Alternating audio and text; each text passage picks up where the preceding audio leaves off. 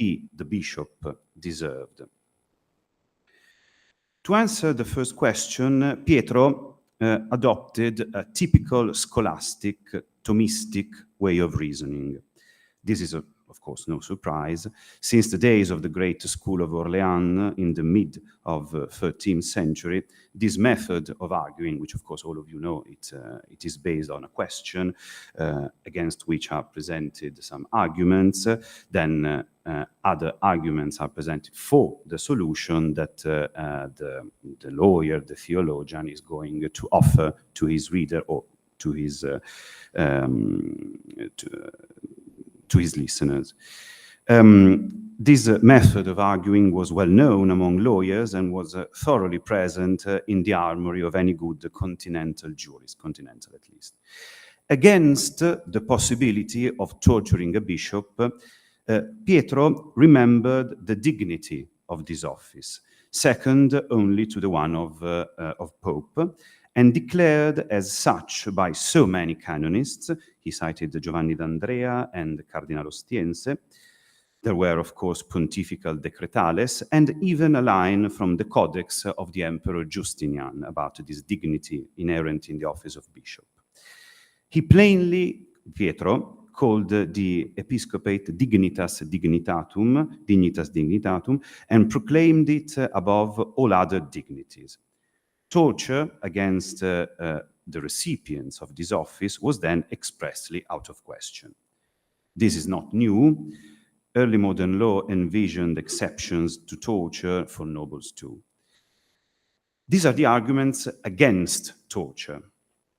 Let's come then now to the argument for torture. First, Pietro reminds how in his time cardinals, not bishops, were the holders of that supreme dignity.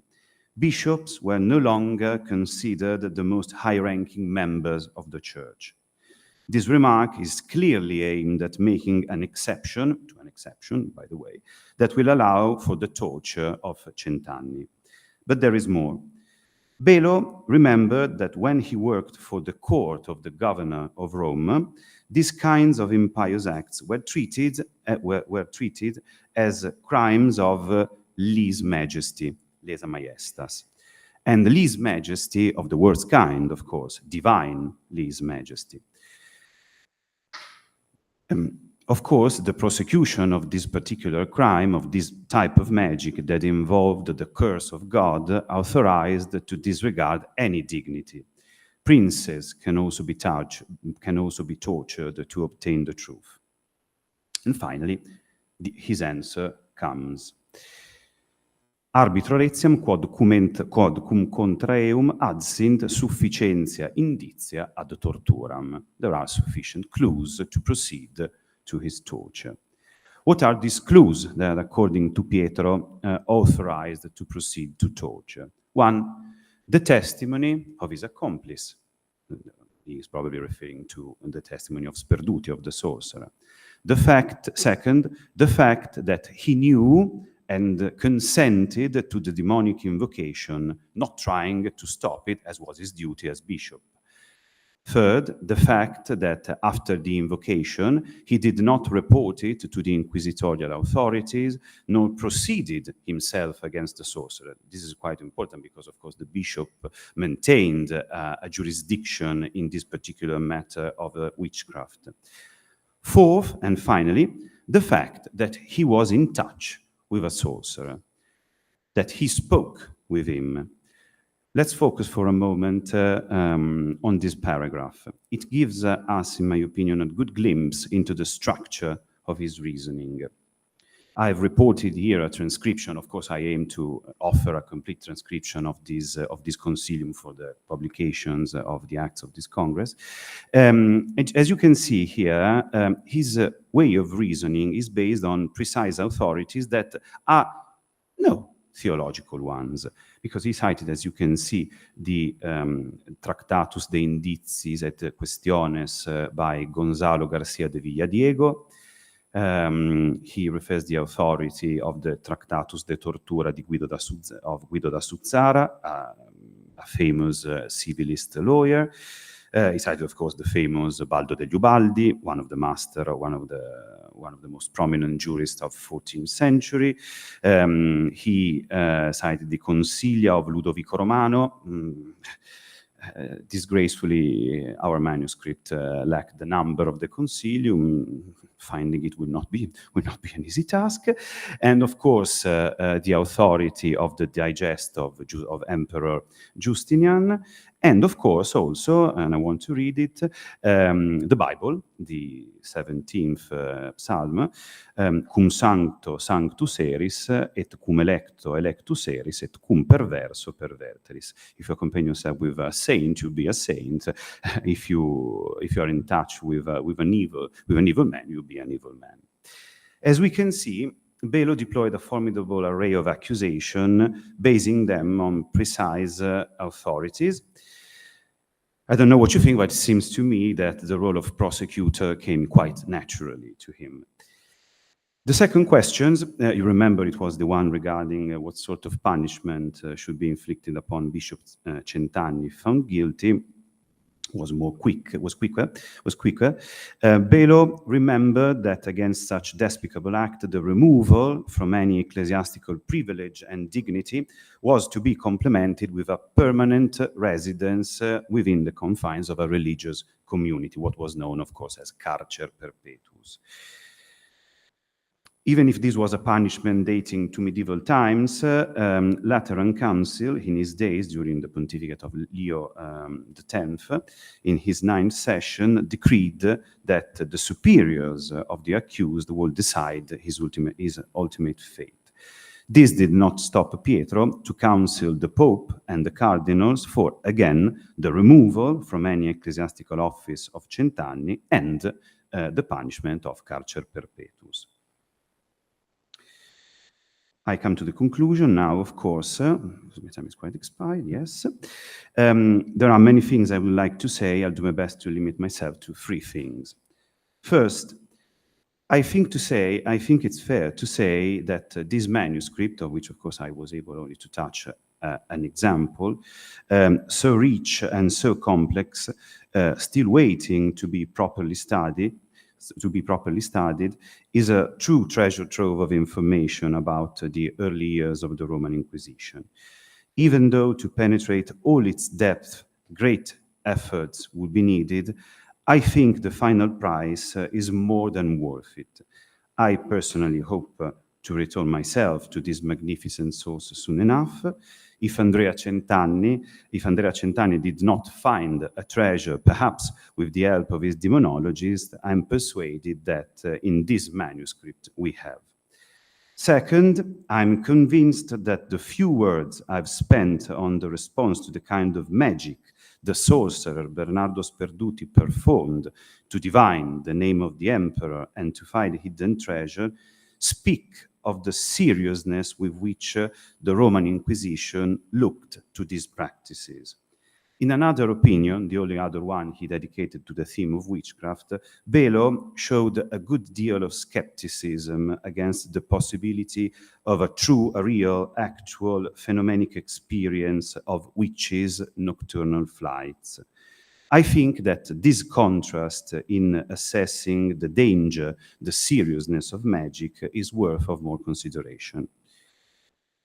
Finally, I hope that I've managed to share with you a little fragment of what it means to interpret in depth, in a certain degree at least, an early modern concilium, legal opinion.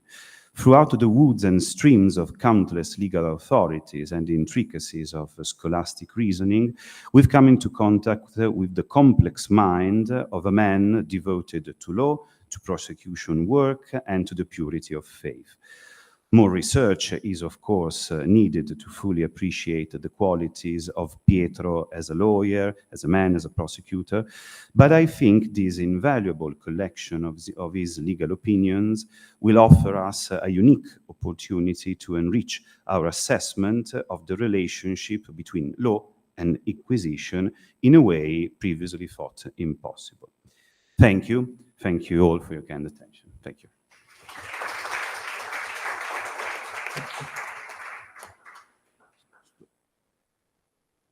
very much, Mi sposto. also for keeping your time. Maybe you can switch in this position because I think that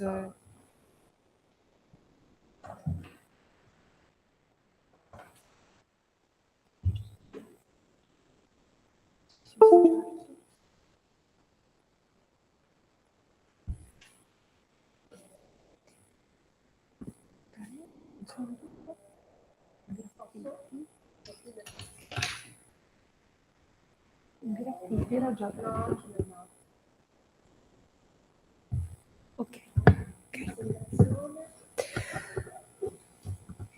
Ok. Adesso abbiamo che sono due fonti. Dici mi concentro solo su una. E quanto tempo?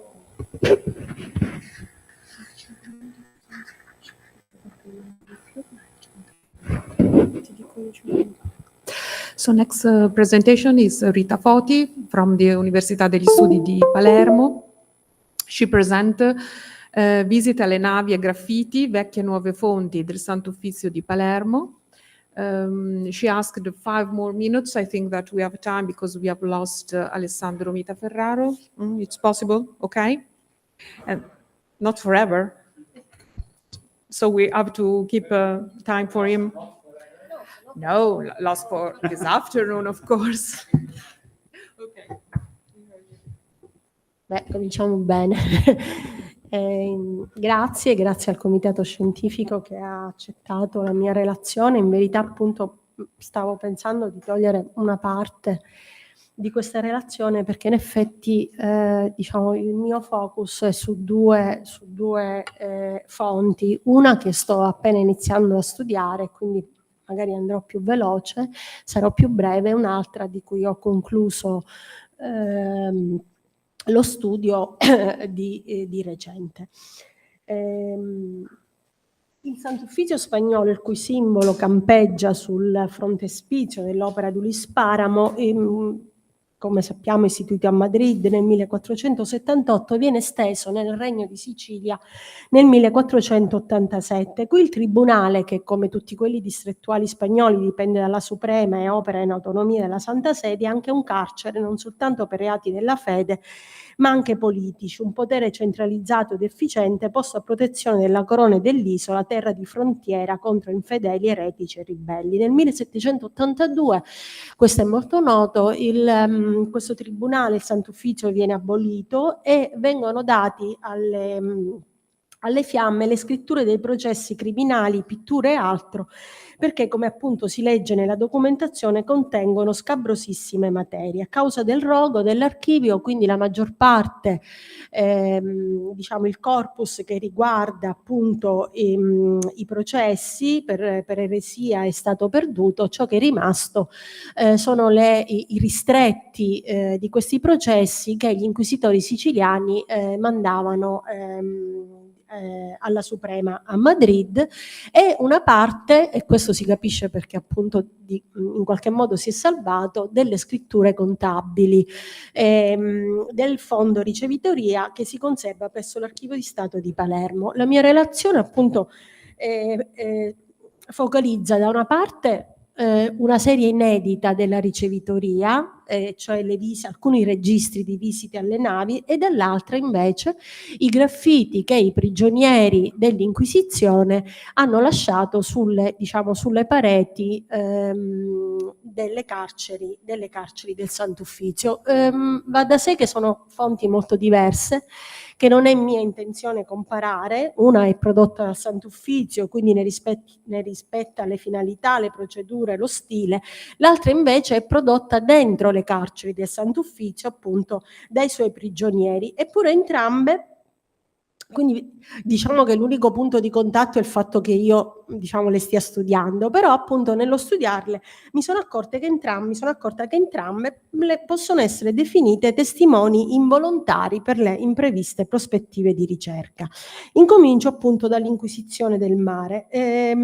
Si tratta di 4 registri di visite effettuate sulle imbarcazioni straniere arrivate al porto di Palermo tra il 1643 e il 1749. La produzione di questa fonte va compresa da una parte all'interno degli scambi commerciali, dei conflitti politico-religiosi del Mediterraneo e del Nord Europa, e dall'altra nel contesto di censura, quale risposta all'enorme crescita e diffusione dei libri come veicolo dell'eterodossia e di sorveglianza della sempre più intensa mobilità di uomini, merci e idee da parte della Chiesa e degli Stati in età moderna. I porti, come è noto, non sono soltanto nodi essenziali del commercio internazionale, ma anche spazi dove persone di diverse religioni, etnie e culture si incontravano e si connettevano. Questo commercio interculturale avveniva non soltanto nei luoghi caratterizzati dalla franchezza di persone e merci, come ad esempio i porti franchi, ma anche laddove erano appunto attive pratiche repressive, sia statali che religiose. In Sicilia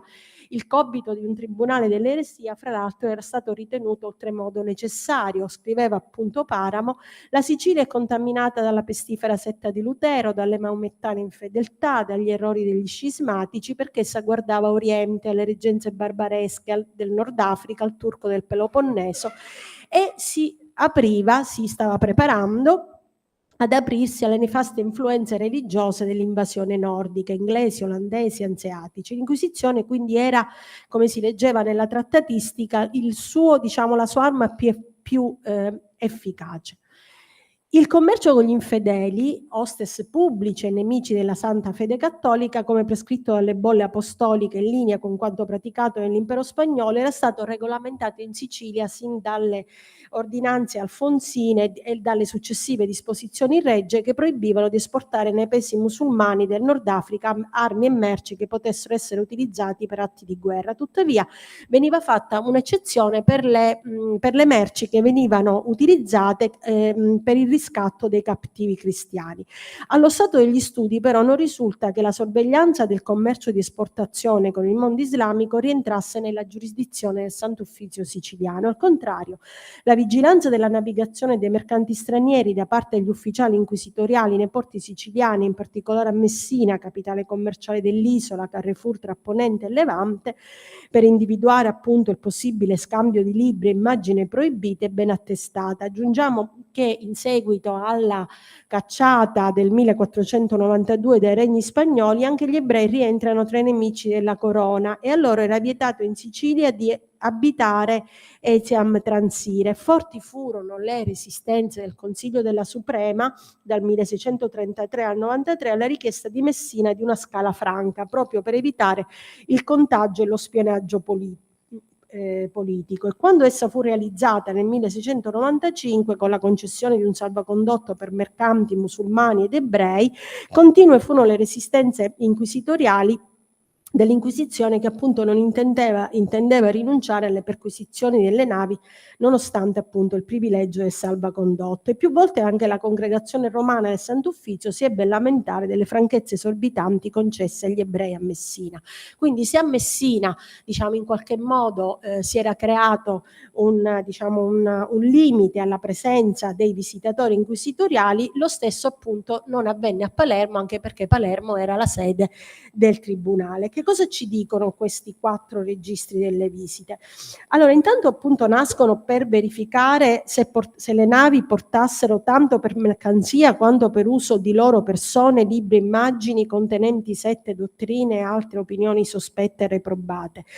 Ognuno di questi 4 registri che sono rimasti copre circa 10 anni. Questa cronologia ci fa ipotizzare che si tratta di una documentazione superstite di quella che doveva essere una serie ben più consistente, quindi in grado di testimoniare la funzione di questa istituzione e la sua regolarità. In tutto questi registri contengono circa 4.000 brevi verbali delle visite, uno studio quindi analitico che si presta a un database. Io adesso molto brevemente vi dirò alcuni dei dati che sono emersi da una lettura formale della fonte. Intanto va detto che allo stato della ricerca, a differenza del caso dell'Inquisizione portoghese di cui sono stati state appunto studiate le visite alle navi, non conosciamo istruzioni e regolamenti stilati da Sant'Uffizio circa le procedure della visita. D'altra parte, anzi, sembra che gli stessi visitatori non sembrano ufficiali deputati in modo specifico al controllo delle navi, e negli altri porti dell'isola Sant'Uffizio si serviva di personale che proveniva dagli ordini regolari o da altri religiosi. Infine ricordiamo che diversi erano gli uffici che esercitavano prerogative di controllo marittimo, la dogana per i diritti fiscali in regge e la deputazione di sanità. Dunque, appena una nave straniera arrivava al porto di Palermo, dopo la visita della sanità, un ufficiale doganale si recava a bordo insieme al visitatore inquisitoriale. E questo visitatore inquisitoriale era di regola il segretario del Sant'Uffizio spagnolo, o in sua assenza, il che avveniva spesso, troviamo il cappellano, che invece era un sacerdote locale, e questo avrà delle conseguenze nella lingua in cui viene redatto il verbale. Vi si affiancava un portiere. Non risulta invece la presenza di un interprete o di scrivani e neanche dei consoli delle nazioni straniere.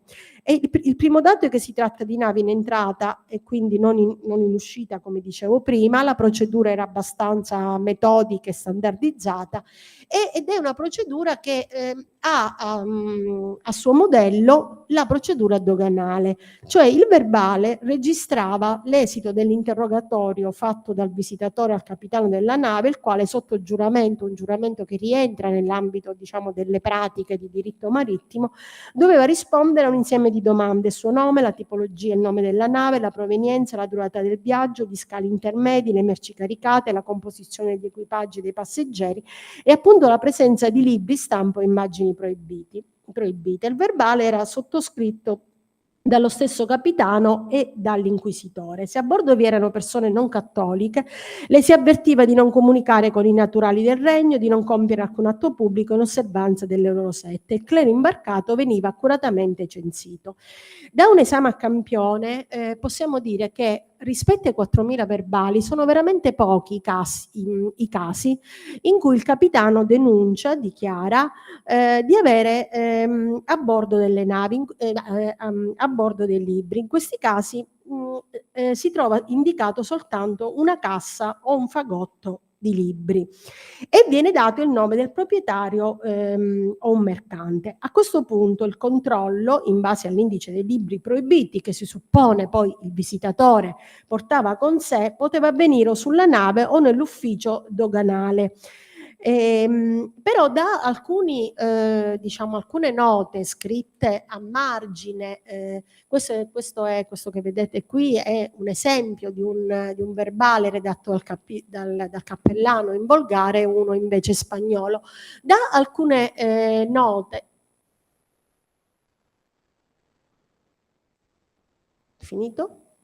Ecco, da alcune note redatte a margine di un verbale apprendiamo qualcosa in più, cioè apprendiamo che nel caso si fossero trovati appunto casse di libri, il capitano veniva tenuto nelle carceri per 24 ore in modo da dare la possibilità all'inquisitore appunto di analizzare i libri. Soltanto una volta troviamo annotato nella carta di guardia di un registro il nome di un libro, quindi questo è l'unico caso sui 4 registri, e il libro è quello di Boccaccio. Quindi, come vedete, questa fonte dice della procedura della visita, ma in verità non dice di tutto quello che sta fuori la procedura che si svolge nel porto e nell'ufficio doganale. La meticolosità con cui vengono redatti i verbali permette però a questi registri appunto di affiancarsi a quelli della dogana come fonte utile per gli studi sul commercio estero, ed è in questo senso appunto che essa si pone come un prezioso testimone involontario. Anche per brevità della relazione mi fermo qui, perché mi vorrei soffermare di più sui graffiti, i quali rispetto a questa fonte sono, la cui conoscenza è andata è molto avanti, e infatti ci troviamo, diciamo, nel contesto di una ricca produzione storiografica e di un deciso avanzamento nella loro comprensione. Un attimo.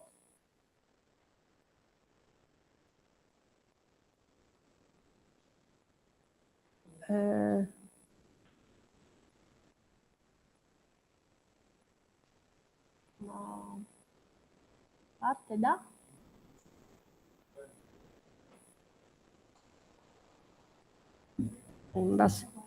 Posso andare da qua? Qua? Ok. Dicevo, la loro storia, intrecciandosi con la storia dell'istituzione, è stata nel tempo quella di una progressiva materializzazione e di una trasformazione in uno specifico soggetto di analisi. A partire dalla loro scoperta nel 1906, di recente, una proficua stagione di studi ha fatto progredire le conoscenze sia del Tribunale e delle sue carceri e ha aperto un cantiere di lavori. In questo modo l'edificio carcerario e le sue scritte parietali hanno acquisito lo statuto di fonte di prima mano, tanto imprevista quanto trascurata, di grande importanza e autenticità. Essa rappresenta un testimone importantissimo della pratica di scrivere e disegnare sui muri riportato uno specifico contesto, quello carcerario inquisitoriale tra 6 e 700. I graffiti dunque sono diventati una fonte che affianca all'archivio e ai testi scritti sinora privilegiati le pareti di quelle carceri come altro versante della memoria. Pochi minuti fa si parlava della necessità, diciamo, da affiancare alla digitalizzazione, della necessità della descrizione da affiancare alla digitalizzazione dei documenti. Documenti digitalizzati senza una descrizione non hanno nessun valore, non soltanto dal punto di vista archivistico. Quello che, diciamo, io ho fatto in questi ultimi anni è stato proprio un lavoro di descrizione, nello stesso tempo analitica e complessiva, di tutte le scritte e i disegni che si trovano sulle pareti delle carceri del Sant'Uffizio di Palermo. E non a caso ho utilizzato lo studio dei graffiti. È molto difficile, intanto perché deve essere sempre uno studio contestuale, perché ontologicamente il graffito è una fonte pluridisciplinare che comporta molte che porta con sé molte criticità, non soltanto nella descrizione ma anche nell'interpretazione. Il metodo che io ho utilizzato viene proprio dall'archivistica, cioè come potete vedere qui, queste pareti sono un vero e proprio palinsesto, sono disegni che appartengono a 5-6 strati, quindi che restituiscono momenti diversi, mani diverse, autori diversi, soggetti diversi, che si uniscono, si intrecciano fra di loro.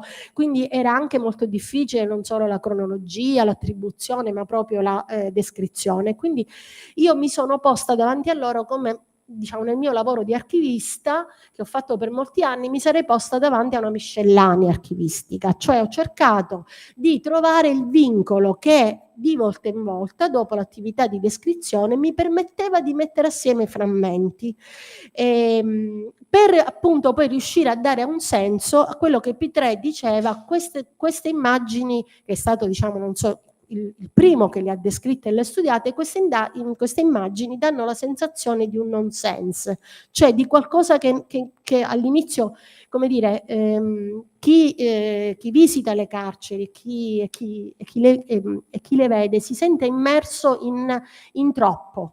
E questo troppo spesso appunto fa sì che le interpretazioni di questi graffiti siano state, siano andate da un minimo di superficialità a un massimo di creatività. Ogni studioso magari vi ha visto quello che la propria cultura, i propri interessi, il proprio metodo di studio vi portava. Ecco, io non ho voluto fare questo, ho voluto fare prima un lavoro di descrizione e successivamente un lavoro di interpretazione. Quello che ne è venuto fuori ha in qualche modo modificato alcune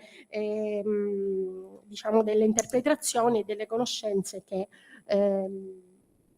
vi erano. Questo è un insieme di graffiti che ho creato io, ma se ne potrebbero fare 1000, ma comunque questo è il senso di quelle di quelle pareti. Qualche nota sul tribunale. Dalla sua istituzione il tribunale e le carceri hanno numerose sedi, prima i conventi domenicani, le case di privati, fino a quando agli inizi del Seicento il tribunale viene appunto portato all'Osterium Magnum, l'Osteri, un palazzo edificato dalla famiglia Chiaromonte nel XIII secolo. Ed è qui, proprio all'inizio del Seicento, che vengono costruite le carceri. Questo spoglio geometrico universo carcerario dalla pianta rettangolare, l'ingegnere infatti è un ingegnere militare, avrà 8 celle al piano terra che si affacciano su un corridoio e dal 1630 a 36 al primo piano, con lo stesso schema, collegati fra loro da una scala di 24 gradini. Ogni cella è chiusa con un'inferriata e una porta di legno con chiavistella, aveva piccole finestre con grate e, novità per le carceri, una latrina. Nello stesso complesso quindi del carcere, vivevano i giudici, i ministri, gli ufficiali, i guardiani, quasi una cittadella fortificata. Dalla sede, questo è alla sinistra il Palazzo Chiaromonte, sede del tribunale, ma anche di altri uffici reggi come la dogana, e che si affaccia sul piano della Marina. Dal piano della Marina si snodava la processione degli autos de fe fino alla cattedrale. Quello che vedete qui in alto è l'Osteri in una foto recente, e invece in basso sono proprio le carceri. Come vedete è molto spoglio l'edificio. Come dicevo prima, le mura delle carceri segrete del Sant'Uffizio di Palermo sono fittamente coperte per metri e metri di intonaco da scritte e disegni sovrapposti gli uni agli altri, di grande impatto, estemporanei ma anche meditati, non ufficiali, non richiesti, eppure forse in alcuni casi, come vedremo, ispirati dall'ambiente inquisitoriale, sicuramente tollerati, accettati, affidati dai carcerati a quelle mura tanto invitanti quanto sfavorevoli nella loro altezza e perpendicolarità, realizzati alla presenza di pochi compagni, in media 3 o 4, nelle celle spaziose ma buie, eseguiti con difficoltà e dispendio di tempo, con l'ausilio di materiali reperiti in loco, procacciati all'esterno grazie alla complicità dei carcerieri, a carbone, a nero fumo, a cociopesto. Ricoprono appunto questi disegni più strati di calce. Ne sono stati rintracciati più di 4, anche se quello che è rimasto adesso appartiene allo strato più antico, e questo già in qualche modo ne decide la cronologia. L'essere carceri per reati di fede ne ha selezionato gli autori e influito sulla scelta dei temi e dei soggetti rappresentati. Ma non solo, conta anche il rapporto che i prigionieri hanno avuto con l'istituzione giudiziaria, con la comunità carceraria, i diversi modi in cui hanno occupato, preso possesso e riconfigurato lo spazio e l'ambiente di detenzione, creato una familiarità affettiva con quelle mura per esprimervi la propria spiritualità. E conta anche la loro cultura grafica e artistica. In estrema sintesi, quello che posso fare in questi pochi minuti, vi do conto di quello che appunto è venuto fuori da questo lavoro, che, come dicevo prima, ho chiamato non a caso inventario e non catalogo. Ci troviamo di fronte, dal punto di vista dei graffiti carcerari, a un unicum, perché tutto questo insieme conta più di 500 tra scritte, trascritte e disegni. La maggior parte di queste, di queste scritte e disegni, poiché appunto nascono dalla complicità di una mano all'altra, non sempre sono collegati fra di loro, cioè non sempre la scritta è collegata all'immagine, e non sempre chi firma il disegno o la scritta, cioè che quella firma che sotto il disegno e la scritta è dell'autore. Questa è stata una delle maggiori criticità. Che cosa è venuto fuori dal punto di vista delle scritte? Troviamo tutta la ricchezza e la complessità delle scritture di età moderna, il cui modello spesso è quello notarile, della sottoscrizione notarile, ma anche scritte molto semplici, quali ad esempio le titolature dei santi, in questo caso scritte a servizio, eccetera. La maggior parte di queste scritte sono testi poetici in volgare siciliano, e questo è, diciamo, uno dei primi dati che in qualche modo ha indirizzato verso i loro autori. Per quanto riguarda l'iconografia, la maggior parte dell'iconografia va da sé che è religiosa, nel senso che vi è, diciamo, possiamo dire che vi è una sacralizzazione di queste del carcere, e vi è una sacralizzazione in una dialettica tra devozione, denuncia, dissimulazione, religione e magia. Anche se i numerosi cicli devozionali che sono, questa era di Antichità ai prigionieri, ma i numerosi cicli devozionali che si trovano nelle carceri richiamano la tradizione iconografica di Jacopo della Varagine, quindi, diciamo, la più tradizionale da questo punto di vista. La maggior parte di questi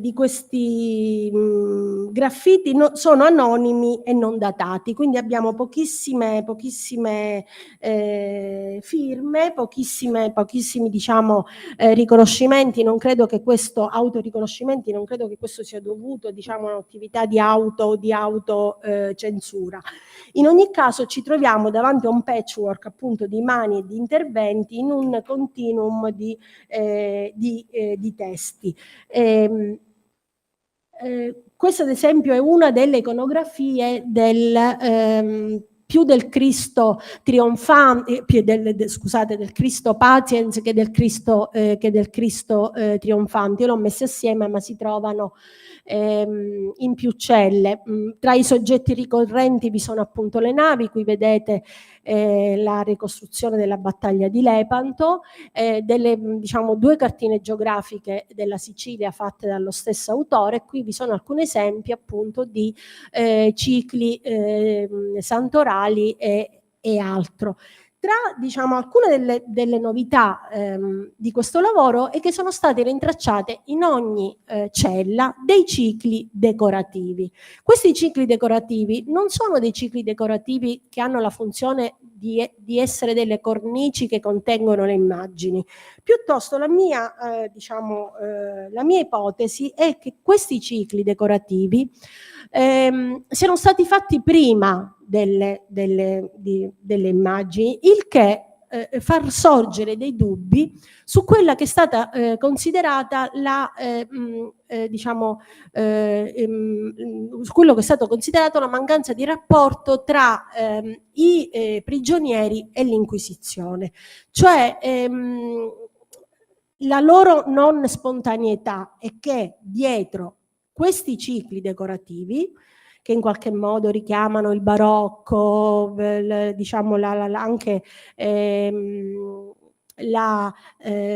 ciò che veniva disegnato su supporti e materiali di altro genere. Qui vedete il confronto tra i cicli decorativi di questi vasi con fiori e i paliotti ricamati in seta che alcuni ordini religiosi commissionavano appunto per le loro chiese e cappelle. Anche qui c'è un confronto tra uno stensore o a raggiera e le macchine effimere che venivano appunto fatte in occasione di cerimonie. Questi sono, diciamo, alcuni dei modelli che appunto i prigionieri o per prossimità o per cultura richiamavano in maniera molto più semplice, evidentemente, nelle carceri. Qui naturalmente il modello tra la Passione di Cristo di Dürer e alcuni cicli della Passione è un po' diciamo arduo, però è quello che questi soggetti richiamano. Dicevo, questi cicli decorativi a che cosa c'hanno? È l'individuazione di alcuni degli autori di questi graffiti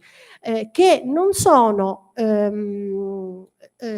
scusate, dimenticavo un dato importante. Del corpus di 500 disegni e scritte, la conclusione della ricerca è invece che pochi hanno dipinto molto, cioè che alcuni prigionieri hanno dipinto intere celle, se non di più, e hanno utilizzato proprio un programma di esposizione grafica alla Petrucci, quindi diciamo è stato studiato, è stato programmato.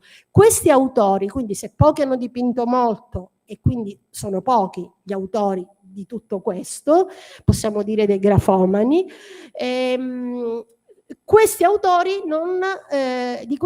non è stata rintracciata la biografia nei processi criminali, bensì erano, sono transitati nelle segrete per alcuni anni, soprattutto durante gli anni della rivoluzione palermitana del 47, ed erano veri e propri prigionieri politici, di cui non si sapeva nemmeno che fossero stati detenuti. Questi prigionieri erano appartenenti alle accademie, quindi erano accademici e riportavano in moduli naturalmente molto, molto più semplici quello che in particolare dell'Accademia dei Riaccesi, e un altro collegamento è con i teatini. Ora, questo che cosa vuol dire? Vuol dire che qua io chiudo, vuol dire che in qualche modo questa ricerca ne ha aperto un'altra che porta da una parte alla seconda scuola poetica siciliana, perché oltre che essere accademici, quindi gli autori di quei cicli poetici erano anche poeti, ma porta anche a studiare quella zona, possiamo dire, grigia tra la seconda scolastica e il pensiero tradizionalista, il pensiero più innovatore tra scolastica e ortodossia, che passava attraverso il ruolo delle confraternite che accompagnavano i condannati a morire, i teatini e soggetti come i qualificatori dell'Inquisizione, che a differenza dei giudici che non entravano nelle carceri, e quindi quando io parlo di ispirazione dell'Inquisizione non mi riferisco ai giudici, ma mi riferisco a tutto questo mondo. Penso a un personaggio che per 40 anni ha fatto il qualificatore come Matranga, che ci lascia anche la descrizione di alcuni processi importanti poi studiati da Sciascia, eccetera, eccetera, cui esempio Diego Lamatina, un personaggio appunto come Matranga che in qualche modo entrava nelle carceri, aveva a che fare con i prigionieri, e può anche darsi che, poiché questi soggetti religiosi che troviamo lì, è molto difficile parlare di dissimulazione e di denuncia, perché rientrano nell'ortodossia i disegni che troviamo lì, però in qualche modo l'approfondimento di questi temi porterebbe attraverso i graffiti, a uscire fuori dai graffiti e appunto a studiare l'opera di questi intellettuali della metà del Seicento. Penso ad esempio ai casuisti come Diana e Tamborini, cioè sono personaggi che in qualche modo hanno avuto un rapporto con le carceri. Grazie.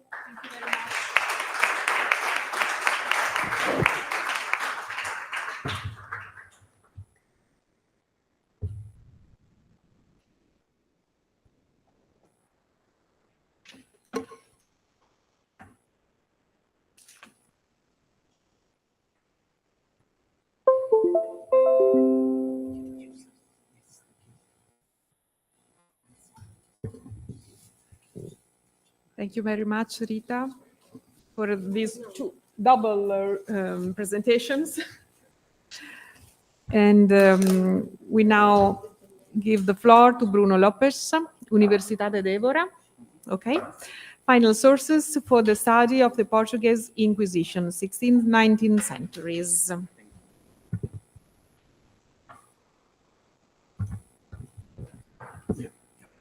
So, good afternoon. Can you hear me fine? Yeah, thank you. So I would like to start saying thank you for the organizing committee, for the opportunity to be here. It's my first time speaking in Italy about Inquisition. So for me, it's a great pleasure being here. I'll read my paper because I want to stay on time, so it's easier if I read. So this presentation begins with a very simple question. What is the potential of financial sources for the study of the Portuguese Inquisition?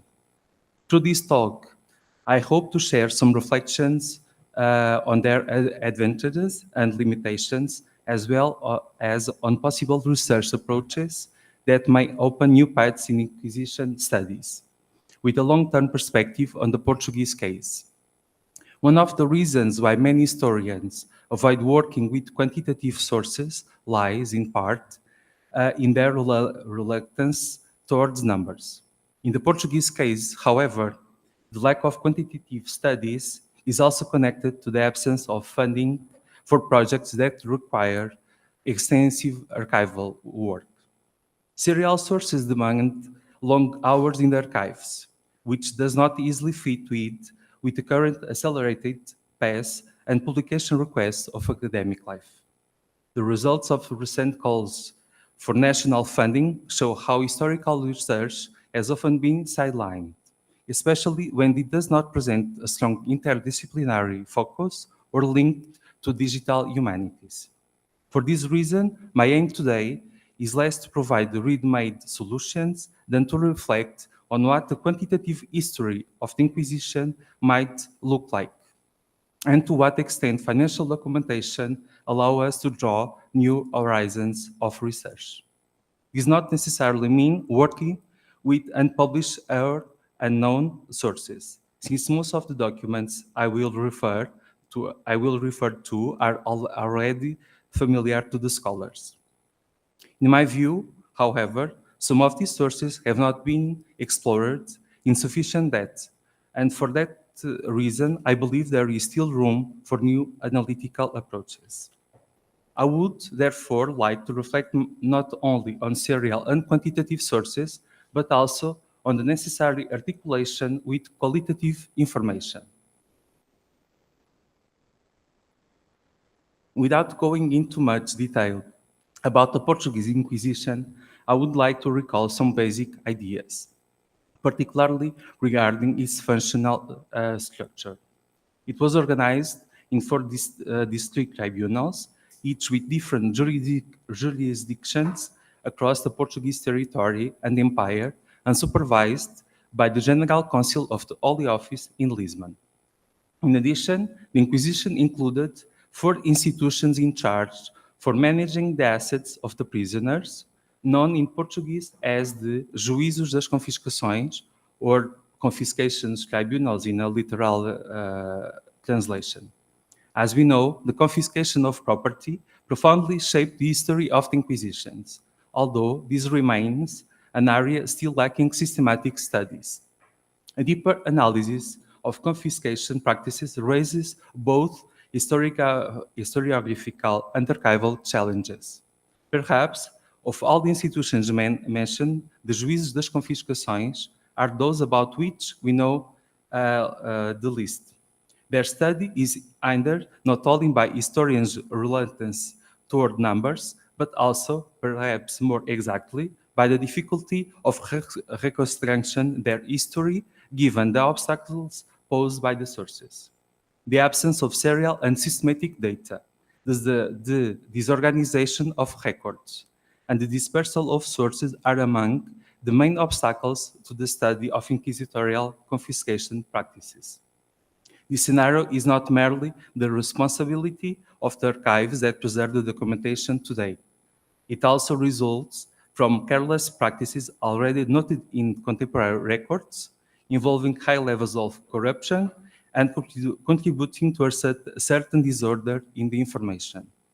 It should also be mentioned that all the institutions represented in the slides had their own accounting systems, which are, in theory, meant to be uniform across the district tribunals.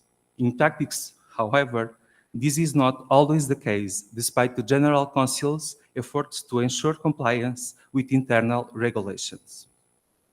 The case of the Inquisition of Coa is particularly telling in this respect, due to its distance from Lisbon.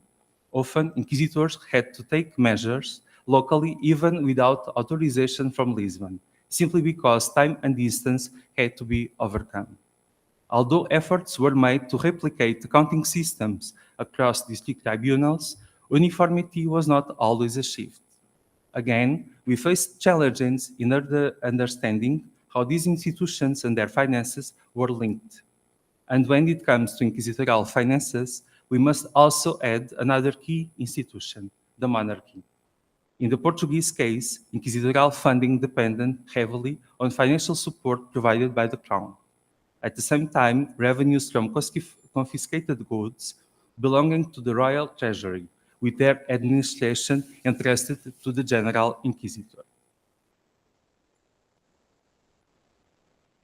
For the Portuguese case, and without wishing to extrapolate beyond what I know, the Inquisition archives are perhaps among the most important sources for studying early modern society.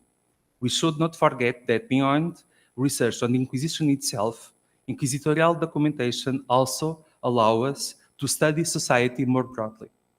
Slavery and the presence of migrants in the territories of the Portuguese monarchy are good examples. These sources offer a snapshot of life for both for inquisitorial prisoners and for ministers and officials during the period of their interaction with the Inquisition. As far as prisoners are concerned, we still know little about the real impact of their time in the Inquisition's prison once their trials had ended. This is not due to a lack of sources, because although limited, they do exist. They can be traced either through cross-referencing with records from local institutions, such as municipal councils or parish church, or through inquisitorial records themselves. Many trial proceedings, for instance, provide clues about the impact of the Holy Office on the lives of defendants after their release from prison. It should also be mentioned that the Portuguese archives have made some efforts to digitize a large portion of this documentation, in some cases with private financial support. The Arquivo Nacional da Torre do Tombo in Lisbon holds the largest collection of sources for the study of the Inquisition. The records of the Inquisition of Lisbon are fully available online. Gradually, trial series from the Inquisitions of Coimbra and Évora have also been digitized. In the case of Évora, about half of the around 11,000 trials files are already online. What remains is a similar investment in the digitization of the books and other miscellaneous documentation. At the same time, digitization creates the illusion that we have abundant documentation accessible from home. And on-site archival work tends to be pushed into the background. Access difficulties have also been created by the Torre do Tombo itself. To put it briefly, for around 10 years now, all documentation requested by historians has been subjected to prior evaluation by conservators based on dubious criteria. Often, documents are not made available, even when they are not in poor condition. This policy has distanced historians from working directly in the National Archive, leading instead to studies based primarily on online documentation. As a result, the tribunals of Coimbra and Évora have been somewhat sidelined, while the Inquisition of Goa has been left at the very end of the list. On the other hand, studies on Brazil, which fell under the jurisdiction of the Inquisition of Lisbon, have grown in the last 2 decades, especially thanks to online documentation. I should also stress that the level of archival information available for each tribunal is uneven. The same types of records are not always preserved for the same chronological periods in all tribunals. To give one example, account reports which are not available online are known only from the 1620s onwards, practically a century after the Inquisition was founded, and even then, they do not form a complete series. For Évora and Lisbon, we have a great number of account reports. For Coimbra, they survived only from the last quarter of the 18th century. For Goa, only dispersed examples are known. In theory, all these reports should have survived, since they were produced in the district tribunals and sent to General Council in Lisbon, which oversaw the accounting for all tribunals. Were they lost, or are they simply not yet classified?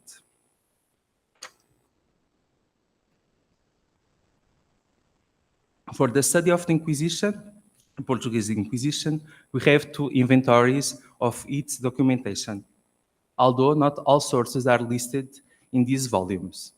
The first catalog, published in the 1990s, brings together the books that make up the Inquisition's holdings organized by district tribunals. Sadly, the different series were not properly transposed when the Lisbon documentation was digitized. For example, the accounting books, which in the printed catalog are divided by account categories, appear online simply as Treasure Books X. This makes it difficult to locate documents unless the researcher already knows this catalog.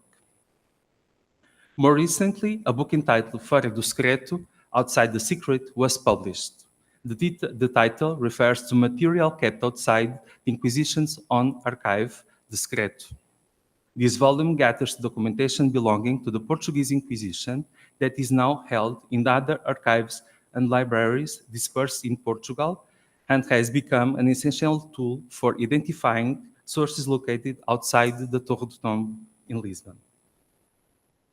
On the slide, we can see the online organization of the sub-funds of the Portuguese Inquisition. The last three tribunals correspond to a short-lived institutions created in the mid-16th century, which did not last much behind the 1540s. These are artificial fonts created by archivists to bring together the information relating to those tribunals. For each tribunal, there are also collections of loose documentation.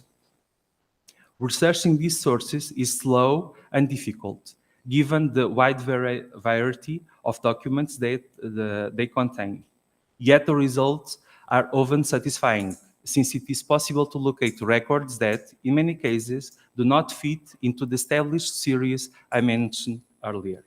This is also where a significant amount of financial documentation can be found. These books are complemented by other sets of documents. For example, the series of trial records, for which there is no catalog, was the first to be archivally organized, which in part explains the significant investment that historiography has made in their use. Other documentary types can be added, such as the blood purity proceedings required for the admission of new ministers and officials. All the sources highlighted on the slide contain quantitative data. The numbers are there, we just need to give them context. We can ask, for example, did obtaining a position in the Inquisition or being tried by it involve significant expenses or not? Trial records are the traditional source for studying inquisitorial repression in Portugal and across the empire. We already know much about the geography of repression and that the new Christians were punished more frequently than old Christians. We also know a great deal about the types of offenses, although gaps remain. For example, there is little quantitative work on the Coimbra and Lisbon tribunals behind the 16th century. We also know less about levels of repression in the late 18th century, and even during the final 2 decades of the Inquisition life in the 19th century. Trial records contain both quantitative and financial data, particularly in the inventory sessions. It is true that some of this information has been studied, but mainly from the perspective of material culture. Even so, we still know little about the health and property levels of those condemned, sentenced by the Inquisition behind the material composition of their personal and family states. These inventory sessions are often incomplete and have certain limitations, yet they even so provide important clues about the composition of defendant's property, about which offenses did or did not result in confiscation, and about who the individuals targeted by sentence were. Complementing the inventory sessions, we also have a few property inventories of inquisitorial defendants. These are scattered documents distinct from the inventory sessions contained in the trial records. It is unclear whether most have been lost or are simply still uncatalogued. When the defendant was arrested, an inventory of all his property was ordered, and the record of those assets was done up and stored in the archives of the Juízes das Confiscações. Because these were independent archives, much of the documentation belonging to this institution has been lost, leading to the difficulties in studying them that I have already mentioned. Nevertheless, property inventories are a fundamental source as they provide a snapshot of prisoners' assets. They also allow us to understand who was subject to confiscation. Were they the healthiest individuals, as some historiography has indicated, or were the merchants that the preferred target? And these documents, therefore, make it possible to question the broader socioeconomic impacts of the Inquisition. This analysis should be complemented with another kind of documentation, the books of income and expenditure for prisoners. Prisoners were classified as either poor or healthy, and historiography has already shown that this classification could be fluid. Still, we do not really know what it meant in financial terms to be detained by the Inquisition. Who exactly were the healthy prisoners, and who were considered poor? What possessions they keep with them during incarceration? How were they maintained? Who covered their expenses? Who were the sums collected to settle debts after their release or even after the confiscation of their property? These are some of the questions that this documentation allows us to raise. I admit these are not always the fanciest sources. They require historians in learning accounting mechanisms or at least basic knowledge of economics and statistics, something that not always attract history young students, especially in a context where master's and PhD programs are increasingly short and tightly focused. Another source that I consider particularly interesting are the books of income and expenditure of seized and confiscated assets. Putting briefly, whenever the inquisitors ordered the arrest of a defendant, they could also decree the seizure of his goods. Perishable items were immediately sold at the public auction, while real estate was handed over to depositaries and rented out so that it would continue to generate income. During the period of incarceration, these revenues were collected by the Juízes das Confiscações. After sentencing, the defendant might or might not be condemned to confiscation. If so, the property passed to the Inquisition. If not, the goods were to be returned. These books are organized chronologically according to the revenues that enter the confiscation coffers. They are not ordered by prisoner, which complicates our work, since we must collect data intensively to recreate the patrimony of each individual. Sadly, these series are incomplete. To try to overcome this gap, it is necessary to cross-reference as many sources as possible to outline the profile of the prisoner condemned to confiscation. I should emphasize that characterizing expenditure is even more difficult. In practice, expenses were recorded in a coded form using letters to indicate them, with only the amount spent being noted, as you can see on the slide. And these numbers were that really mattered when drafting the account reports. Each letter matched a recipe, but those papers have not survived. The study of confiscation practices allow us, for instance, to question the impact of the Inquisition on the development of southern countries. 19th century discourse often identified the number of clergymen and the role of the Church and Inquisition as one of the potential causes of the economic underdevelopment of southern Europe. This line of thought was not new. It was already present during the Inquisition itself. and it was largely rooted in the practice of confiscating property. The Inquisition represented a potential threat to trade, since it posed a risk to anyone suspected of being a new Christian. Conversos could fall into the Inquisition's net and see all their assets taken away. Even if they were not ultimately condemned to confiscation, the symbolic impact of the imprisonment by the Holy Office was a reality.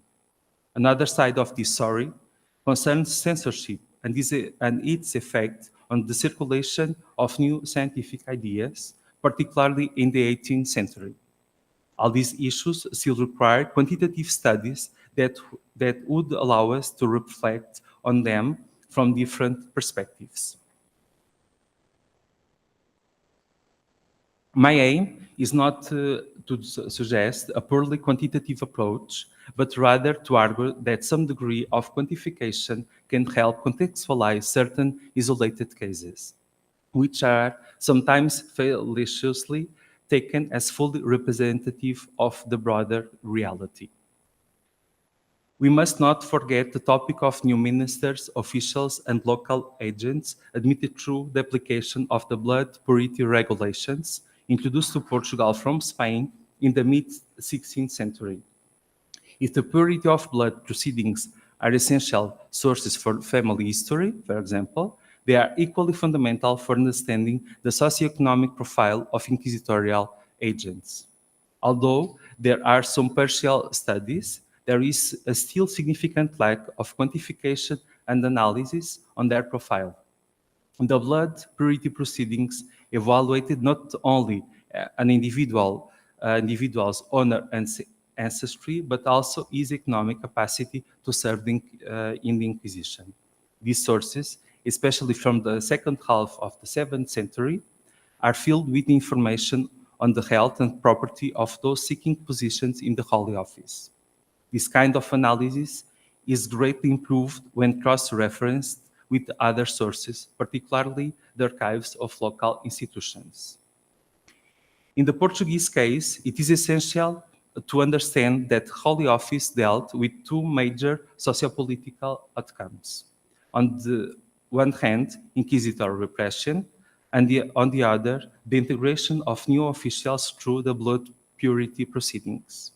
The chart on the slide is the result of the work of José Veiga Torres, a professor of the University of Coimbra, who from the late 1970s until the early 1990s worked extensively on the quantitative history of the Portuguese Inquisition. His data remain relevant today despite certain gaps. In 1994, he proposed a paradigm shift in inquisitorial activity on two levels, between repression, shown in blue, and the integration of new officials in gray, especially the familiars of the Holy Office. Veiga Torres demonstrated how repression tended to decline as the number of proceedings of the familiars gradually increased, up until the abolition of the blood purity status in 1773. We can ask, what were the socioeconomic impacts of this shift? This question allows us to broaden scope of analysis and reflect on the people who served the Inquisition, their social profile, their distribution across the territory, the connections they established with other institutions, and above all, the importance of belonging to an institution such as the Holy Office. In this respect, behind quantitative issues, we must also consider the symbolic power of the Inquisition, both for those who were repressed and the impact of the tribunal on their lives after the end of the trial, for those who were condemned to death, and even then, the consequences for their families and descendants, and for those who served the Inquisition, whether salaried or not. What was the impact of the privilege that inquisitorial offices offered at the local level, such as exemption from taxes or access to a special court of law? Another important line of inquiry concerns to the study of salaries, which, as we know, was divided into different components, something that does not always make the historian's task easier. The archives of the Portuguese Inquisition preserve valuable sources for exploring these questions. Almost finishing, I would like to underline another key point, the need to cross-reference different sources. The importance of using local sources has already been mentioned, but it is also essential to do this within the inquisitorial archives themselves. Correspondence, petitions, books containing administrative records, for instance, emerge as fundamental sources for contextualizing quantitative data. If this is true for the metropolitan tribunals, Évora, Lisboa, and Coimbra, it is even more so in the case of the Inquisition of Goa, for which almost all the accounting documentation has been lost. In such cases, correspondence is one of the sources that allow us, at least qualitatively, to compensate for this loss of data. To conclude, I would like to stress that while much has been debated about Inquisition, there are still new paths to explore. I'm not suggesting a purely quantitative approach, but rather the need to combine numbers with qualitative analysis and cross-checking of sources. What I have shared today with you are simply some reflections from my recent work. I will end with a photograph of the courtroom of the Inquisition of Évora, which today houses a contemporary art museum. I look forward to your questions and comments. Thank you very much.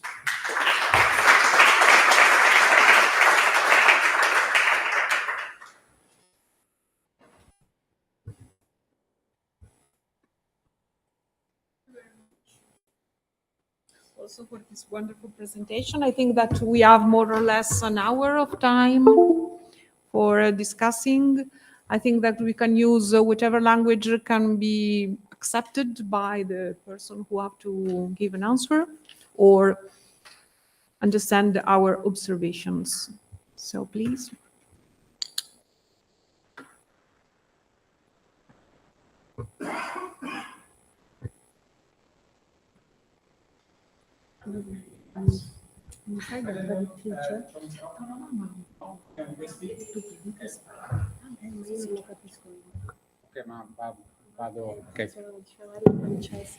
Okay, so as first, thank to all of you for this wonderful paper you presented, because it are really very well focused on the topic of this conference that is quite rare, and thank you very, very, very much. So a lot of questions for all of you, but I will just select some questions. I follow the order of your relationship, also switching in Italian. To Giacomo, one of my questions regarding your presentation was, what about the impact of these sources, meaning of this legal reflection on the practice of the tribunal? Because in the case of Petrobello, we are very lucky because we have both the decree series, so meaning the volume of the decree influenced by Petrobello, or managed in certain cases by Petrobello, and the juridical and theoretical reflection of Bello himself. And the relationship between the two, the comparison between these two sources could be very, very interesting. And in order to make this, to put together different perspectives, as also Bruno suggested at the very end of his presentation. And per Rita è una cosa forse strana da chiedere, ma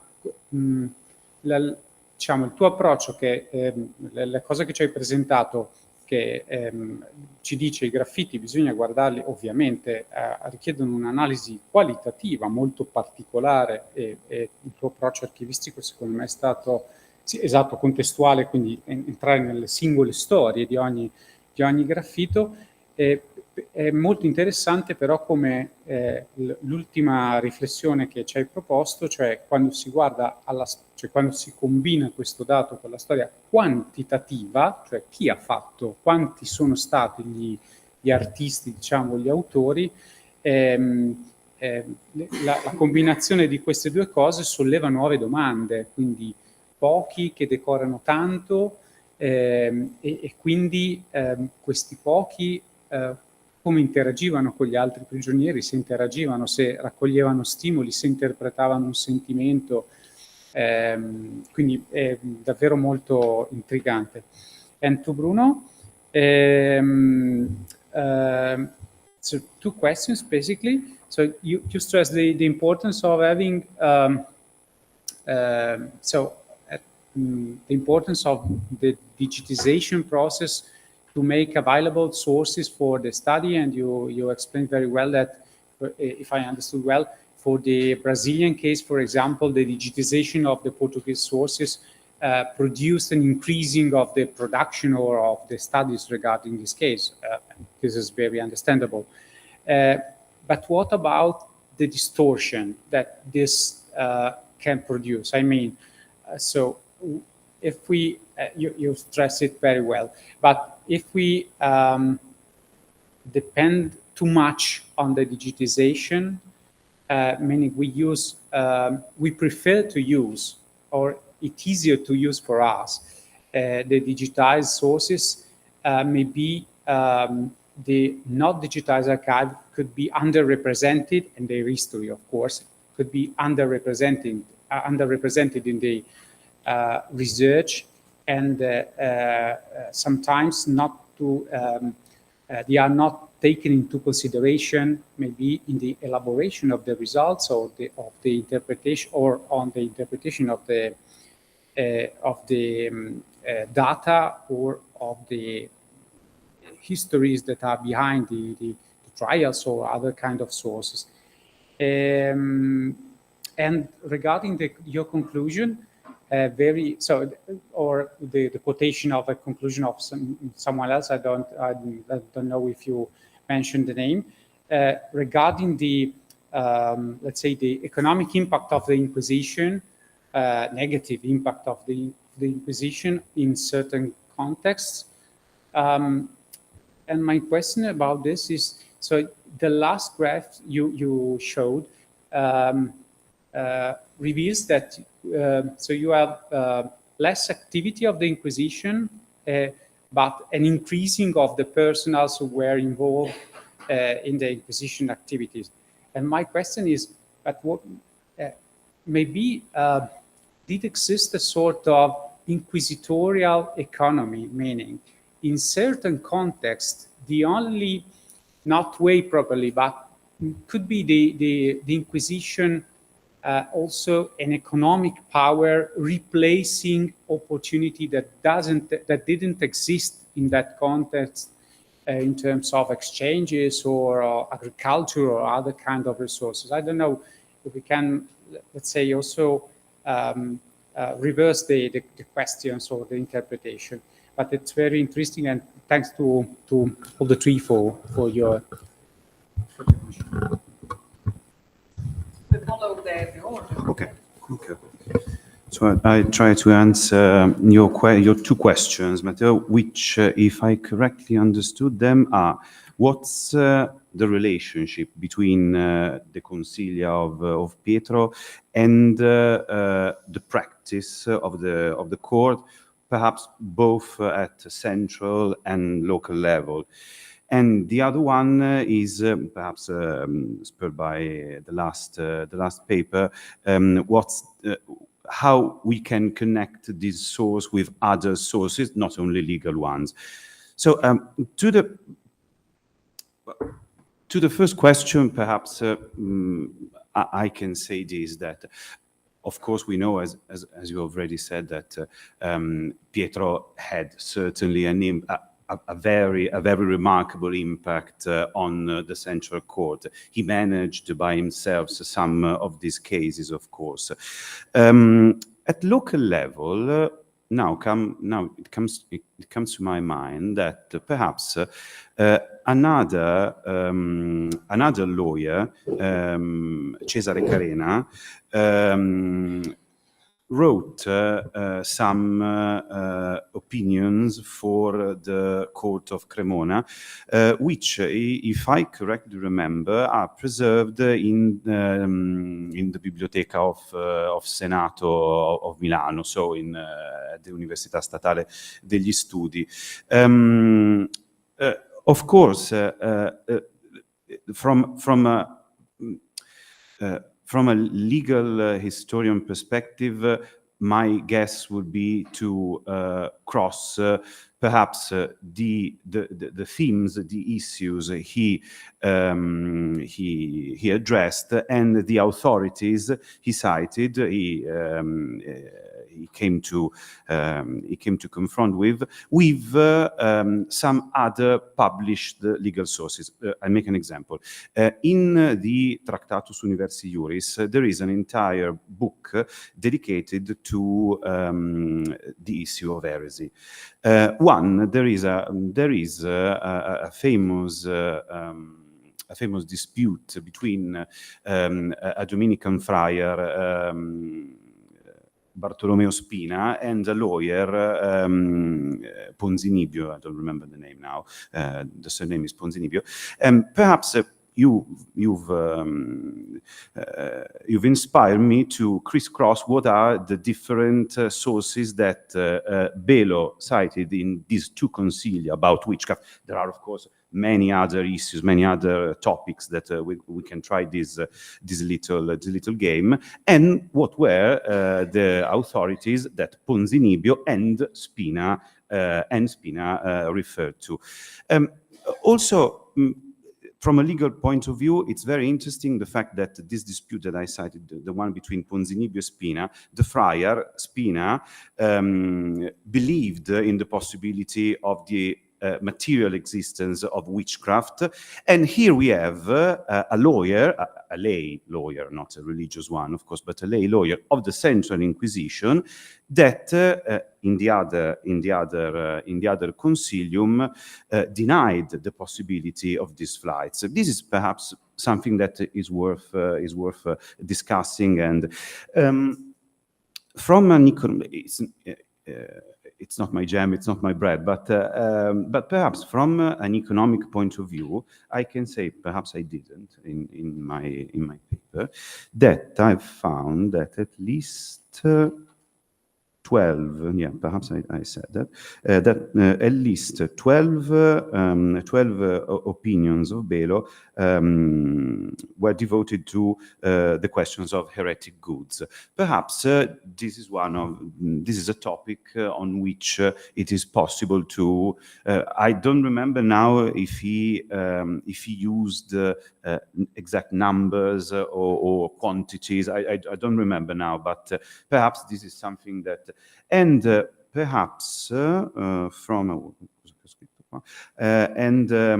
from a sociological point of view, it comes to my mind that there are eight at least, yes, eight opinions dedicated to, I've categorized it under the label Jews. There are different, these are some of the best studied concilias of early modern legal age. There are many concilia by other authoritative authors about the question of the Jews. Perhaps it would be quite interesting to see not only to which conclusion these lawyers came, but also what authorities they refer to. It's perhaps something that can enrich our visions of Jews.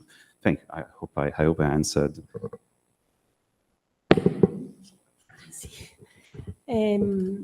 Allora, io sono andata molto veloce, alcuni passaggi li ho, diciamo, proprio saltati. Intanto, oltre, diciamo, ad aver attinto alla mia esperienza archivistica, cioè quella della descrizione, in verità, poi, diciamo, a questo ho aggiunto proprio la scuola, possiamo dire, paleografica alla Petrucci, cioè quella di cercare di capire non solo chi e perché aveva scritto, ma come aveva scritto, dove aveva scritto, in quale spazio, come, eccetera. Quindi, diciamo, ho cercato di mettere assieme storia e paleografia.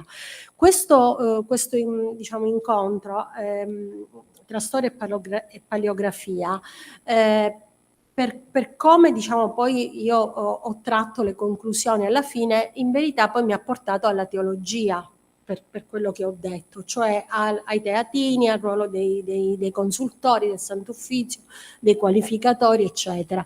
Questo, diciamo, questo approdo poi alla teologia, io diciamo, l'ho potuto fare perché altra domanda che mi sono fatta è quali erano i modelli ai quali, diciamo, ispiratori di questi disegni, che certo sono semplici, sono fatti con difficoltà, perché non sono graffiti nel vero senso della parola, sono dipinti, sono fatti, diciamo, con difficoltà, eccetera. Questi modelli, diciamo, in qualche modo mi hanno portato fuori dalle carceri, e in una zona che non è, diciamo, proprio la zona che i dipinti delle carceri testimoniano, cioè quella ortodossa, per cui il ciclo santorale si rifà a, diciamo, le scritte dei salmi, la rappresentazione di Cristo, il ciclo santorale secondo la tradizione la geografia classica, eccetera. Mi hanno portato appunto in questa zona grigia in cui questi personaggi in qualche modo sono novatori.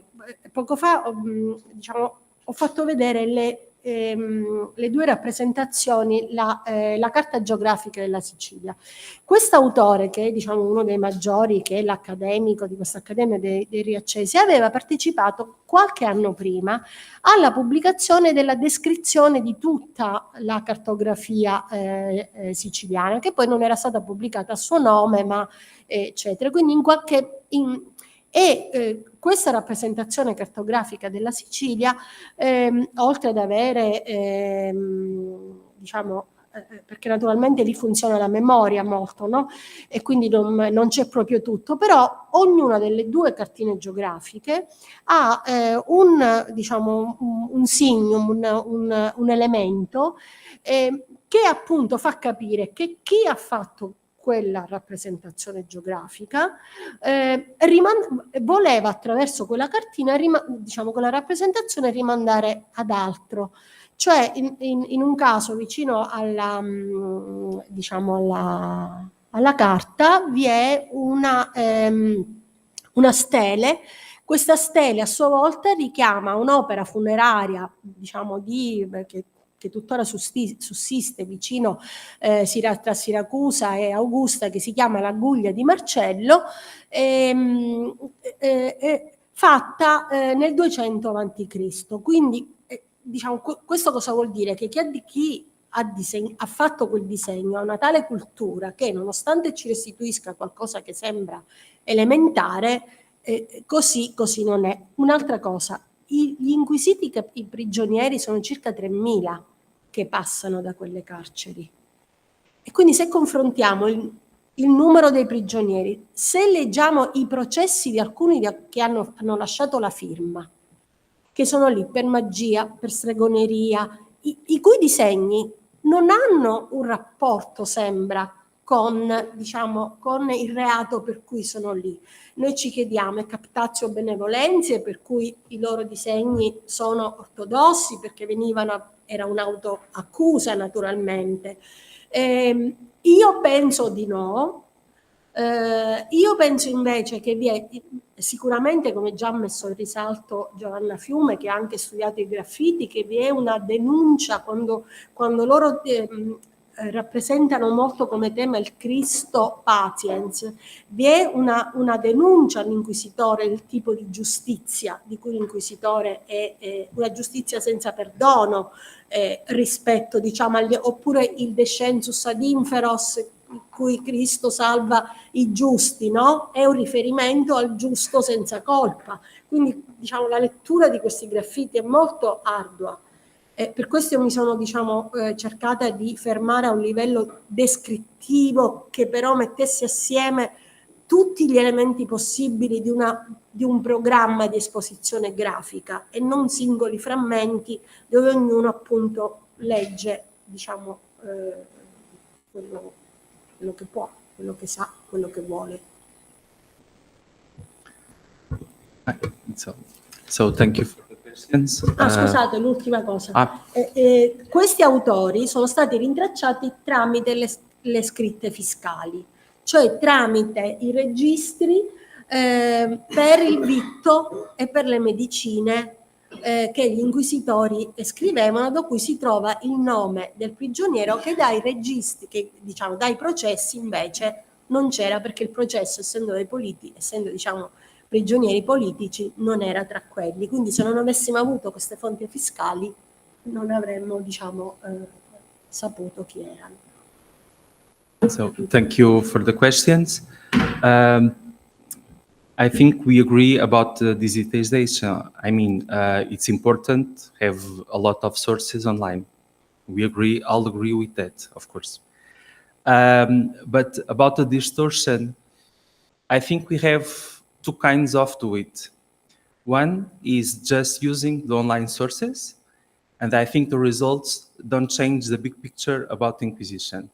If you are in Brazil or in the north of Portugal or in the south or wherever you are, and if you just use the online documentation about criminal proceedings or about the purity of blood proceedings, you don't have a lot of conclusions to have.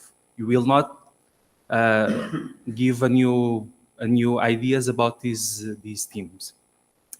And then I think we have a lot of researchers that try to combine the online documentation with the documentation in the archives. And they try to do some missions in Portugal, not just in Lisbon, in the other archives in Portugal, like in Évora, for example. We have a nice and very important library with documentation from the Middle Ages. So I think they try to combine both of the things. But one aspect from the digitalization that is very important too is sometimes we have access to documentation that were restored, no? So without this previous work, we could not access this documentation. About the second, regarding the second question about the economic impact, I think we could do just a seminar to think about that. I don't have a lot of answers because we don't have a lot of studies about what is the meaning of the Inquisition, what were the impacts of the Inquisition. We can think about this in an economic perspective that I try to put in this talk, but we can put these analyses in the symbolic connection with the Inquisition, and both had impacts in the society. No, I don't know if what you really want me to talk about. Where was your main question about the impact? I didn't get it very. No, it's okay. The answer is up to you, of course. Okay. So my question was, so my consideration, my reflection was about the innovation about the position as a repressive factor inside the society. Of course, it's true for many aspects, years and I don't believe that two strict links between the presence or the action of the Inquisition, the development of a certain context, will be useful in order to understand the reality. It is a way to simplify the reality. Be, say, schematic, Inquisition against economic development, Inquisition against modernity, and so on. I think that the reality is more complex. That's something beyond the point. Okay. Not to stress, but to get in my mind while thinking about your analysis, the analysis you reported. Yeah. But of course, it is interesting, but I think it is one side of the coin. That, of course, in many contexts, probably the Inquisition was one of the most flourishing companies of the territory, meaning that with the opportunity for working to many people, so we checking or controlling the territory. So I mean, it's not easy, or it's not good to make generalization or to have to easy and to simplify the vision about this matter. Of course, in many cases, you're right. So you're right. I mean, this kind of analysis is right, but in other cases, I think it's more complex situation. For example, came in my mind while you were speaking that I'm not asking about the Portuguese Inquisition, but I read an essay regarding the last inquisitors in Portugal against the superstition and witchcraft. And in this case, the Inquisition is going to modernity. I mean, it's promoting modernity in at least our concept of modernity. It's contrasting witchcraft, it's contrasting some kind of superstition. I don't know if it was also promoting the economy, I don't know. But so just to say, I think the reality is more complex and to easily link don't help us in understanding exactly what was happening. And I totally agree with you. We have to put together many different kinds of sources in order to understand the pictures and the phenomena. Yeah, I agree with you. Also, I always talk about impacts and not about impact. So I agree with you. Inquisition had a lot of different impacts. But if I speak to an audience that is composed by economists or historian slide economists, they would love this kind of approach because they like this kind of black and white ways to do this analysis. Yeah, so it's quite interesting because usually I have this kind of the social historians like, well, it's okay, but the reality is more complex because the economists love this kind of approach. It's very interesting. So, but I agree with you. Thank you. Comes to my mind now by hearing your conversation that perhaps a good starting point. My fault, I don't know. You of course know that seizure of property is a punishment not only enforced by Inquisition. Seizure of property was a punishment available to secular courts, and one very often used in certain kinds of crimes. It comes to my mind that perhaps a good starting point would be to see if there are sources in the first place, and then researches about the solutions that perhaps secular courts or other ecclesiastical courts did in respect of seizure of properties. That could be a good starting point. Perhaps we would find that I don't know. I'm just fantasized, but perhaps we will find that the Inquisition would be again, such as perhaps in the case of a technical defense for the accused, was a modernizing force. I don't know. It's just a suggestion.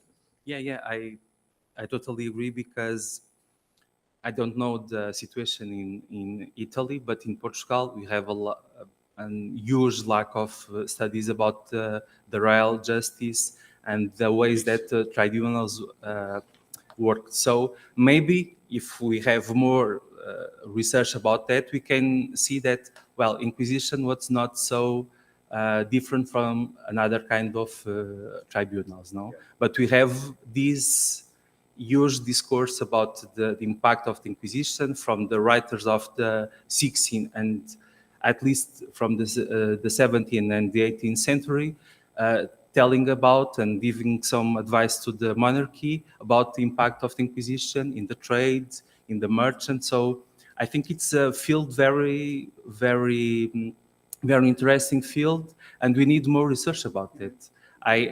like I told, I did not try to give answers. I just tried to reflect about what we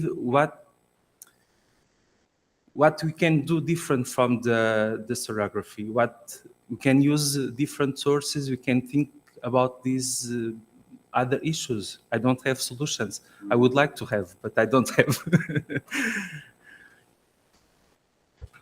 There are other questions on preservation, please. Can you present yourself, please? Can you tell us your name, present yourself? Oh, of course. Nice to meet you all. I'm Elio. So actually, just put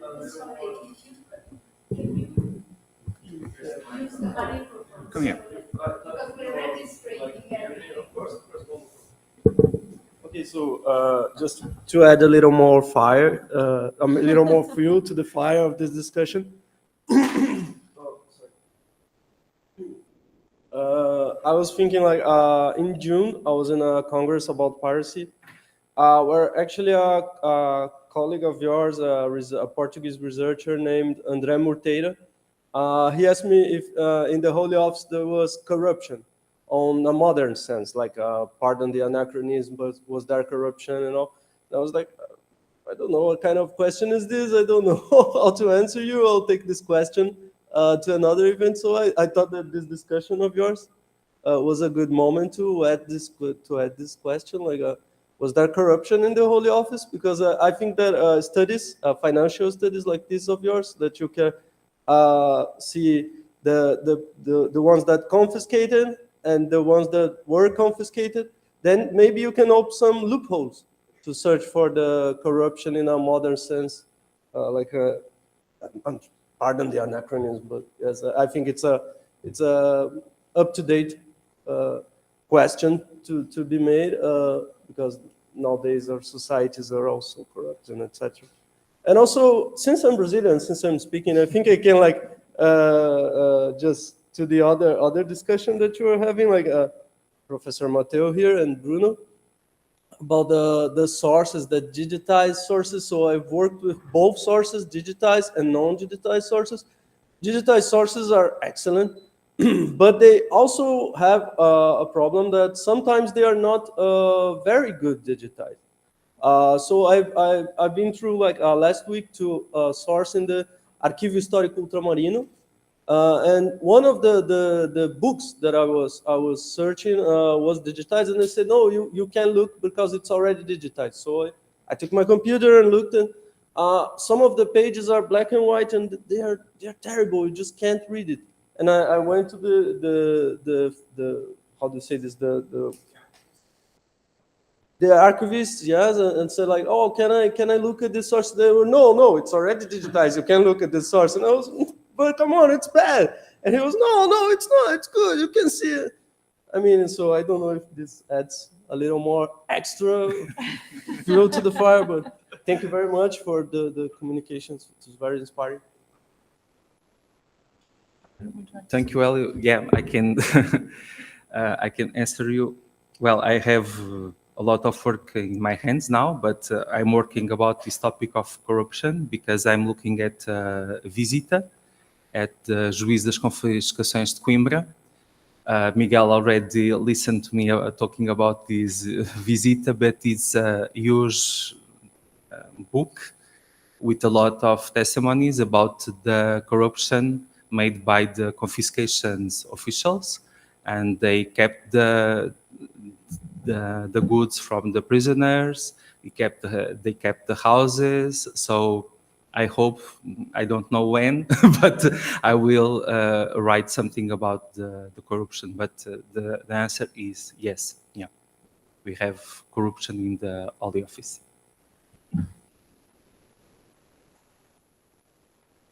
Are there other questions? Because I have one, but I can wait, of course. Okay, I tell it before in Italian, so Rita can reflect about it and then I will translate. Sui graffiti ti chiedevo se è possibile comparare, ha senso comparare i graffiti dei prigionieri del Tribunale dell'Inquisizione con quelli realizzati nei tribunali, diciamo così, della giustizia civile, se questa operazione è stata fatta, se ha senso farla. E poi un'altra cosa, i graffiti si coprono gli uni gli altri, no? Un graffito successivo copre quello precedente o dialogano tra loro anche nel tempo. So I translate myself. I ask if it's possible to compare the graffiti made by prisoners in the inquisitorial prisons with the graffiti made by other subjects in other prison kept by the other by the state or by other civil tribunals. And the second question, if it's graffiti are in dialogue with each others, or the second picturer just cover the first picture, or it's possible to create a sort of connection between them. Allora, la prima domanda. Ci sono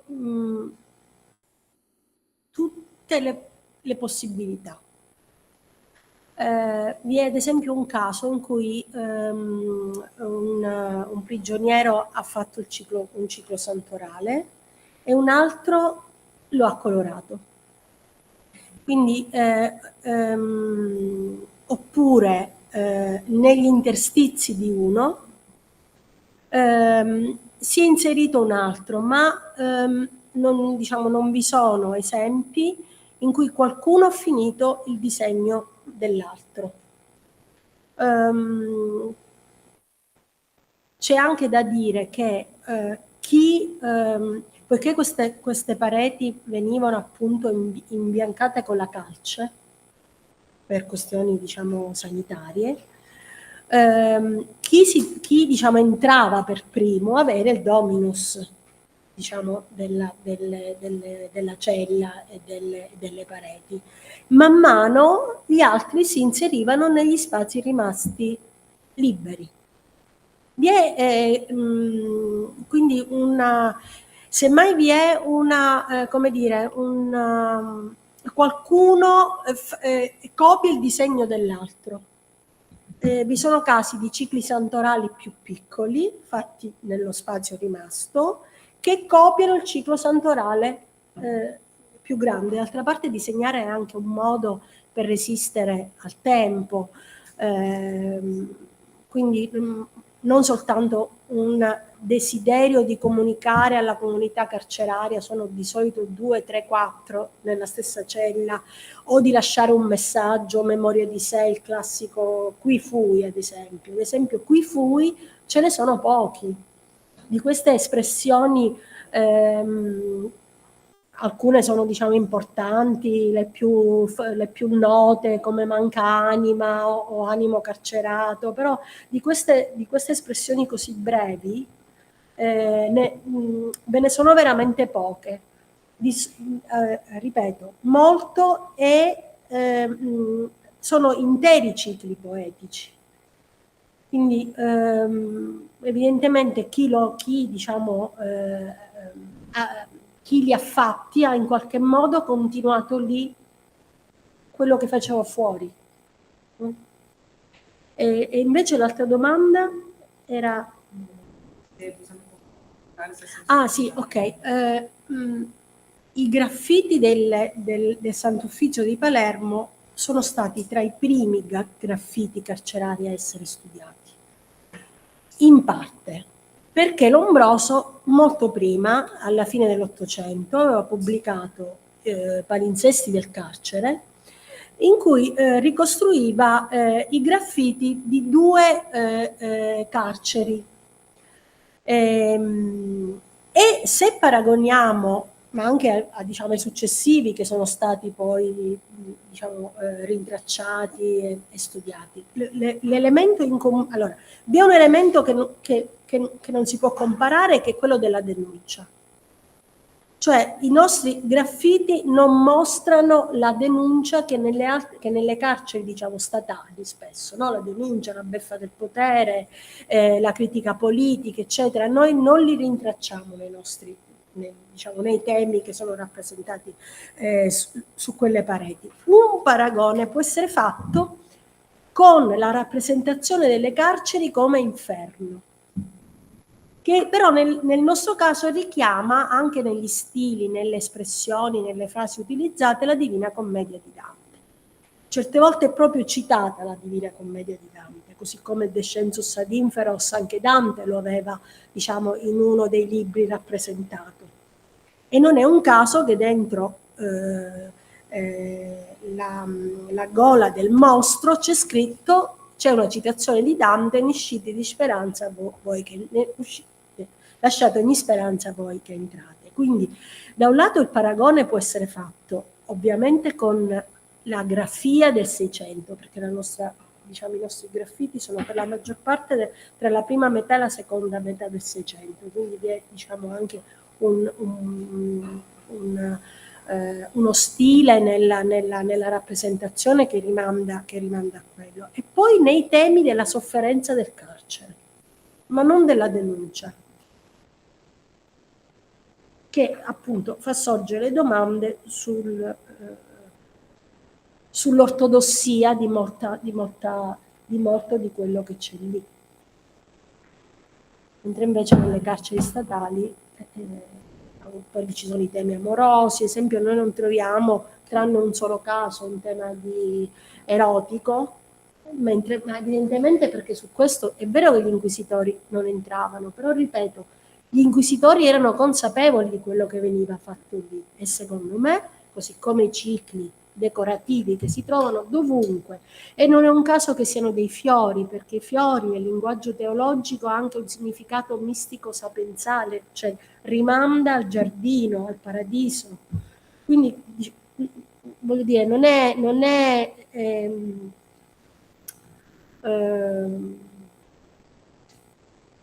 è un palinsesto anche dal punto di vista delle interpretazioni, non solo del fatto che si incrociano. Sì, il paragone può essere fatto, ma consideriamo che sono le carceri dell'Inquisizione, quindi questo è il contesto inquisitoriale è molto evidente, perché richiama anche al reato peccato che nelle carceri statali diciamo ai due fori, eccetera. Quindi diciamo il paragone va fatto con attenzione.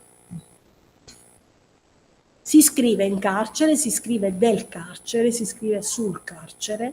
Molti temi sono sul carcere. Quelli che sono sul carcere sono in questo paragone tra l'inferno, l'orrendo abisso, l'inferno, eccetera, l'infamia del carcere, l'infamia dell'Inquisizione. Questo è un altro tema, che chi viene portato in carcere poi, diciamo, è infamato lui, la sua famiglia, le genealogie, tutto quello che, diciamo, poi dell'Inquisizione, diciamo.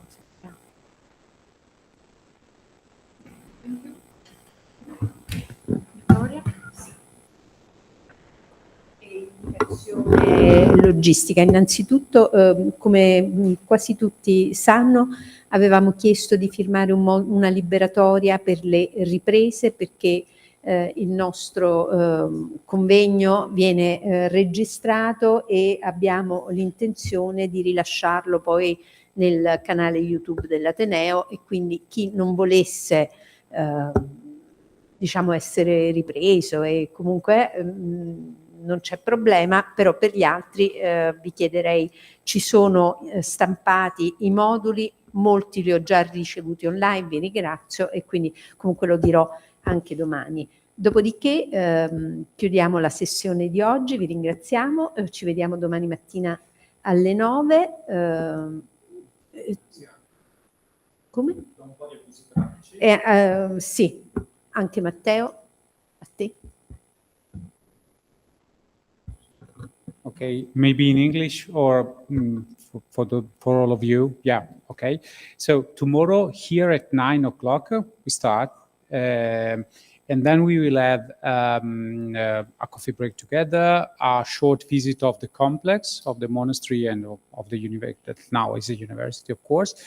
We will have lunch together on the terrace, so it's a great opportunity. Thanks to Vittoria and to Suor Orsola Benincasa for organizing this wonderful experience. And then we will have, I don't know if then before we have to manage with this issue. But we will have also test of an app, a virtual experience of a mystical experience that we have prepared with our colleagues of Relab. That is a laboratory dedicated to virtual experience and other kind of similar thing. But we will explain it to you tomorrow better. But just to say that it's a very busy day tomorrow. And therefore, we thought that it was recommendable to leave you free for dinner, also considering that many of you have reached Naples today, and maybe you are tired I mean, you want to relax now, to go to your hotel and relax a bit. But for tomorrow, if any of you wants to join a group for dinner together, please let us know so we can reserve also a place for you. And you are, of course, the most welcome, but it's up to you. You are totally free. And I think more or less that's enough. I don't know if you have any practical question, logistic or other kind of administrative issue. We are, of course, at your disposal also after the conference. And that's it. No?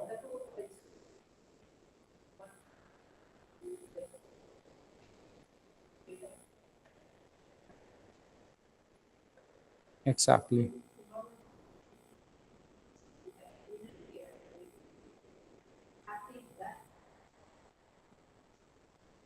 Exactly. Yeah, it's not free. That's